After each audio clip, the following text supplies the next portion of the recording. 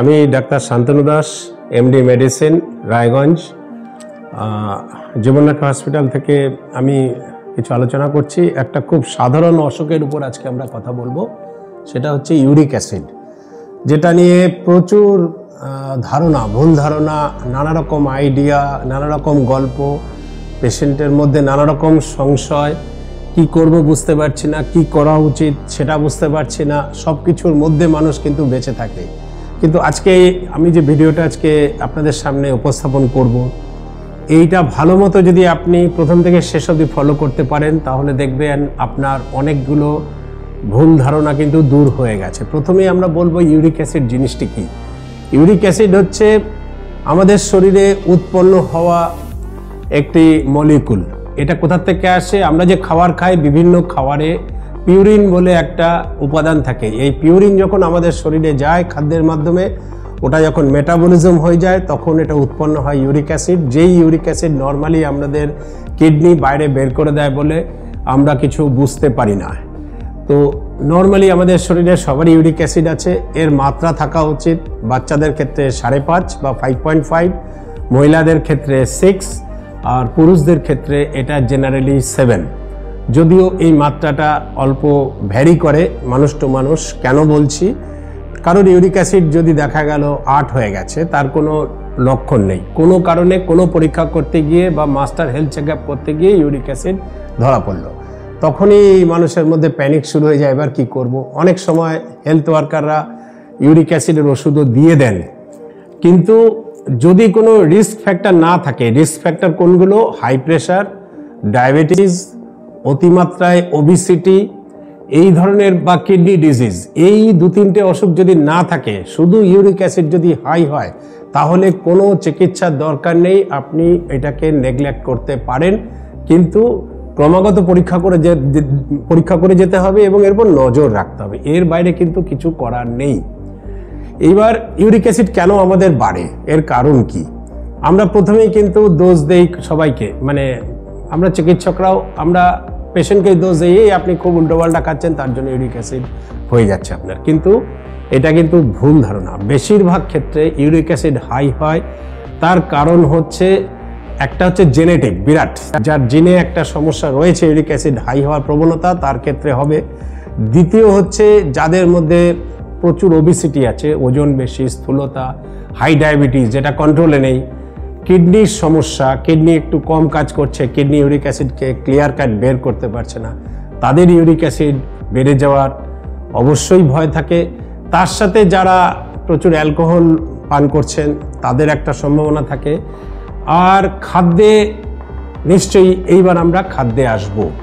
খাদ্য নিয়ে প্রচুর প্রচুর প্রচুর প্রচুর ধারণা রয়েছে। কেউ তো ডালের খেতে বসে পাতে ডাল দিলে লাফিয়ে উঠে যাচ্ছে, ওরে বাবা, মানে উড়ি বাবা, ডাল মানে উড়ি বাবা, ফুলকপি উড়ি বাবা, মাশরুম উড়ি বাবা।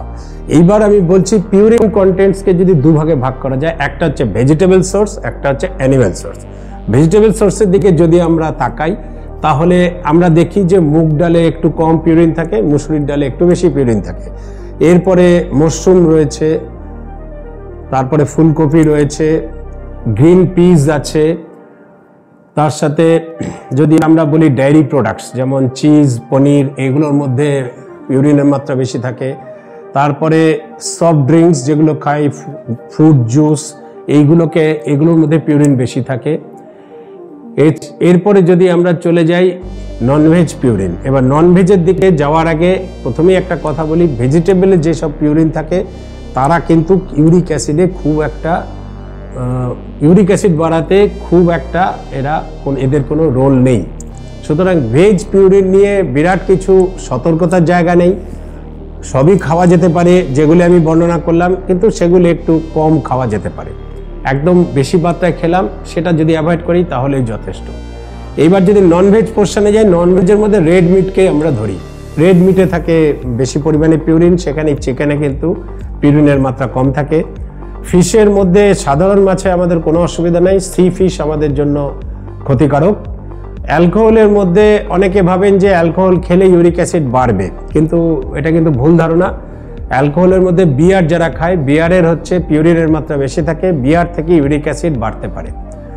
তবে এখনও আমি আবার রিপিট করছি, খাওয়ারের থেকে সবসময় ইউরিক অ্যাসিড বাড়ে না, এবং খাওয়ার কন্ট্রোল করেও ইউরিক অ্যাসিডকে বিরাট মাত্রায় হেরফের ঘটানো যায় না। তবুও খাদ্যাভ্যাসে কিছুটা পরিবর্তন আনলে সেটা ভালো হয়। যে মানুষ ডাল ভালোবাসেন তাকে ডাল বর্জন করার কোনো দরকার নেই, কারণ আমরা সারাদিনে যেটুক ডাল খাই তার জন্য ইউরিক অ্যাসিড বাড়ার কোনো সম্ভাবনা নেই। এটা আপনারা ক্লিয়ার কাট জেনে নিন আজকের এই প্রোগ্রামে।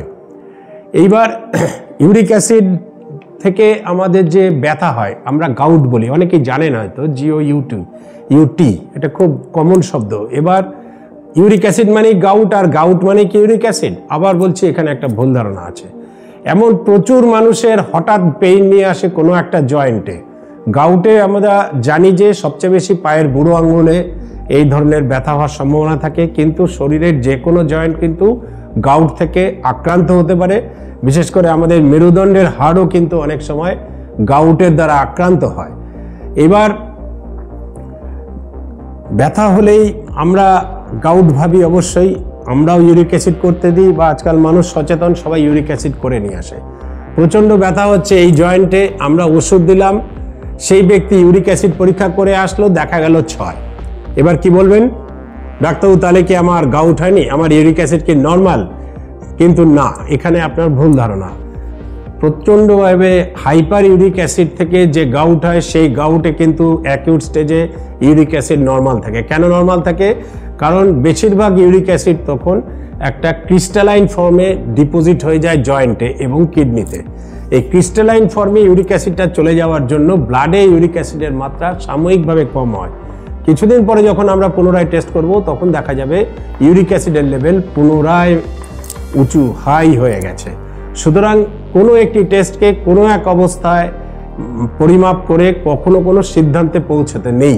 আমাদের ক্লিনিক্যাল যে সেন্স, ক্লিনিক্যাল সায়েন্স, ক্লিনিক্যাল যে আমাদের পরীক্ষা নিরীক্ষা পদ্ধতি, সেটা কিন্তু সবার আগে আমাদেরকে চোখ কান খোলা রেখে চিকিৎসা করতে হয়। যদি আমার মনে হয় uric acid, it is uric acid, uric acid নর্মালও হতে পারে। আবার উল্টোটাও হয়, কারো দেখা যাচ্ছে ইউরিক অ্যাসিড 10 হয়ে বসে আছে, কিন্তু তার কোনো ব্যথা নেই। সেই ক্ষেত্রে আমরা হঠাৎ অ্যাক্সিডেন্টালি আমরা খুঁজে পাই অন্য কোনো পরীক্ষা করতে গিয়ে। সাধারণত 8.5, 9 এই অবধি ইউরিক অ্যাসিড হাই হয়ে গেল, যদি কোনো সিমটমস না থাকে সবসময় চিকিৎসার দরকার হয় না। বিশেষ বিশেষ ক্ষেত্রে দরকার হয়, সেটা একটু আগেই আমি রিপিট করেছি, এটা পুনরায় আমি আর বলতে চাইছি না। তো সুতরাং ইউরিক অ্যাসিড যদি হাই হয়, সেখানে আমার করণীয় কি? একটা আমরা বলি যে জল বেশি পান করতে। জল পান করলে অনেকের ধারণা থাকে বোধহয় ইউরিক অ্যাসিড ঠিক হয়ে যায়, কিন্তু আমি বলবো আবার ভুল ধারণা। ইউরিক অ্যাসিড জলের দ্বারা কোনোভাবেই ঠিক হয় না। জল বেশি খাই যাতে ইউরিক অ্যাসিড ক্রিস্টালাইন ফর্মে না জমতে পারে, শরীর থেকে বেশি পরিমাণে কিডনির মাধ্যমে বেরিয়ে যেতে পারে, সেই জন্যই আমরা জল খেতে বলি। আবার ধরুন আপনার ইউরিক অ্যাসিড হাই আছে, আপনার টেস্ট রিপোর্ট বেশি এসছে, জয়েন্ট পেন আছে, আপনি ওষুধ খাচ্ছেন, হঠাৎ দেখা গেল ইউরিক অ্যাসিড নর্মাল হয়ে গেছে, আপনি সঙ্গে সঙ্গে ওষুধ বন্ধ করে দিলেন। আমি বলবো ডোন্ট ডু দ্যাট, করবেন না। কারণ ইউরিক অ্যাসিডের ওষুধের মাত্রা হঠাৎ বন্ধ করলে রোগ কিন্তু পুনরায় ঘুরে আসবে। সুতরাং আপনি যেটা করতে পারেন, ধীরে ধীরে এই ওষুধের মাত্রা কম করতে পারেন, এবং রিপিটেড টেস্ট করে দেখা যেতে পারে যে আমাদের পুনরায় আমার মধ্যে শরীরে এর অ্যাটাক হচ্ছে কিনা। তো ইউরিক অ্যাসিডের সবচেয়ে বেশি কুফল কোথায় পড়ে? কুফল হচ্ছে গিয়ে আমাদের কিডনি। আমাদের কিডনির মধ্যে যে ছাঁকনি করার ক্ষমতা, তার মধ্যে যদি ইউরিক অ্যাসিড জমে, ক্রিস্টাল জমে যায়, তাহলে কিডনি আরও ড্যামেজ হবে। আর কিডনি যত ড্যামেজ হবে, তত কিডনি ইউরিক অ্যাসিডকে ছাঁকতে পারবে না, তার ফলে ইউরিক অ্যাসিড আবার বাড়তে শুরু করবে। তো এইভাবে করে করে একটা পজিটিভ সাইকেল চলতে থাকে। কিডনি খারাপ, ইউরিক অ্যাসিড বেশি, ইউরিক অ্যাসিড বেশি, আবার কিডনি খারাপ। এইখানে আমরা ওষুধের দ্বারাই কিন্তু ইউরিক অ্যাসিডকে কন্ট্রোল করতে পারি। আজকের দিনে খুব সাধারণভাবে সব জায়গায় এই ওষুধ পাওয়া যায়, খুব দামি নয় ওষুধ, এবং ওষুধের কোনো সাইড এফেক্টস নেই, দীর্ঘদিন এই ওষুধ খাওয়া যেতে পারে। এবার মানুষের মধ্যে একটা ভুল ধারণা সবসময় রয়েছে যে ইউরিক অ্যাসিড মানেই আমি বোধহয় প্রোটিন বেশি খাচ্ছি।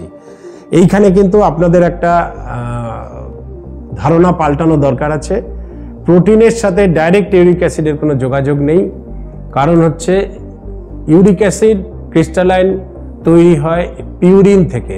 যারা পিউরিন বেশি পরিমাণে খাবেন, অথবা ইউরিক অ্যাসিড বেশি পরিমাণে শরীর থেকে ক্লিয়ার হবে না, তাদের ক্ষেত্রেই একমাত্র হাই ইউরিক অ্যাসিড হতে পারে।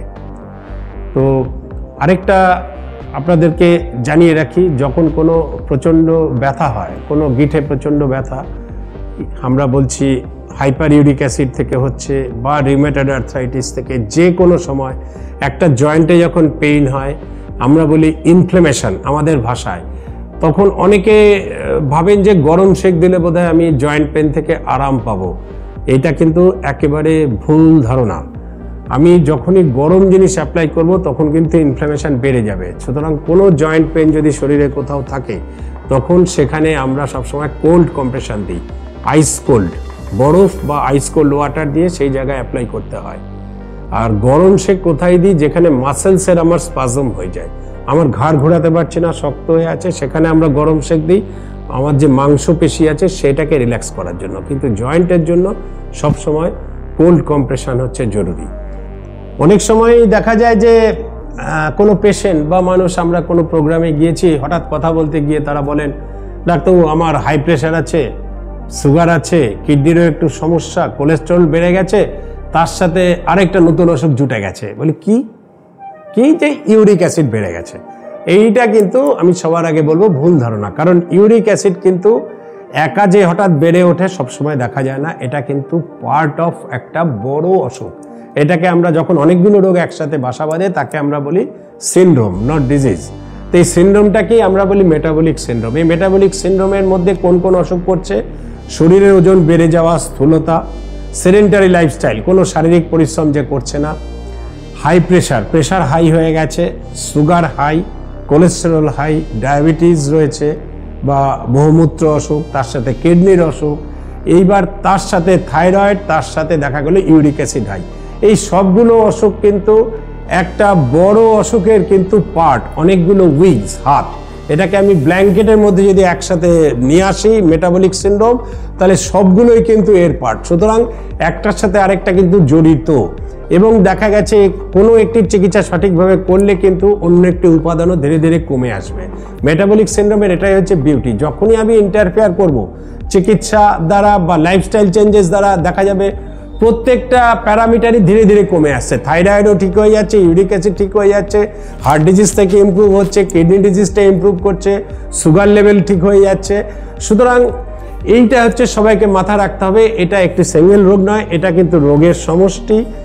এইবার আপনারা ভাবতে পারেন যে এত কথা আমি বললাম তো আমি জানবো কি করে? আমি একজন সাধারণ মানুষ, আমি চাকরি করি বা কিছু কাজ করি, আমার মতো আমার ইউরিক অ্যাসিড দুম করে যদি বেড়ে আমার কিছু কিডনি অসুখ হয়ে যায়, আমার তো চিন্তা হয়ে গেল আজকে এই ভিডিও দেখার পরে আমরা তো এখন দেখতে থাকবো যে কিডনি গেল কিনা। কিন্তু এরকম আতঙ্কিত হওয়ার কিছু নেই। ইউরিক অ্যাসিড এরকম কিছু তুফান নয়, কালবৈশাখী ঝড় নয় যে হঠাৎ করে এসে আপনাকে লণ্ডভণ্ড করে চলে যাবে। যদি আপনার শরীরে কোথাও পেইন থাকে, ব্যথা, অবশ্যই ইউরিক অ্যাসিডের যে মেইন লক্ষণই হচ্ছে ব্যথা। যদি ব্যথা কোথাও থাকে, যে কোনো চিকিৎসার সাথে আপনি ইউরিক অ্যাসিড টেস্ট করবেন, কিন্তু মনে রাখবেন ব্যথা যখন আছে তখনই শুধু ইউরিক অ্যাসিড টেস্ট করা যথেষ্ট না। ব্যথাটা যখন কমে গেছে সেই সময় ইউরিক অ্যাসিড আপনার চেক করা খুব জরুরি। দ্বিতীয় হচ্ছে, যখনই আপনি কোনো সময় ব্লাড দিতে যাচ্ছেন, অনেকগুলো টেস্ট করাচ্ছেন, সাথে একটা ইউরিক অ্যাসিড আপনার টেস্ট করে নিয়ে দেখে নেওয়া উচিত যে সত্যি আপনার ঠিক আছে কিনা। 3 নম্বর, যদি আপনার মেটাবলিক সিনড্রোমের কোনো একটি উপাদান থাকে, যেটা আমি বললাম এক্ষুনি, high pressure, sugar, diabetes, kidney অসুখ, কোলেস্টেরল বেশি, হার্টের সমস্যা, কোনো একটি যদি সাথে আপনার শরীরে বাসা বেঁধেছে, তাহলে বাকি পরীক্ষার সাথে ইউরিক অ্যাসিড পরীক্ষা করিয়ে নেওয়া কিন্তু অত্যন্ত জরুরি। কারণ এটি একটি এমন অসুখ যে সাধারণ একটি মেডিসিনের দ্বারা খুব সহজভাবে আমরা ইউরিক অ্যাসিডকে কন্ট্রোল করে রাখতে পারি। তো আমার মনে হয় যে যতটা সম্ভব ইউরিক অ্যাসিড নিয়ে আজকে আমরা এখানে আলোচনা করতে পেরেছি। এখানেই আমি আমার বক্তব্য শেষ করছি। সবাইকে ধন্যবাদ।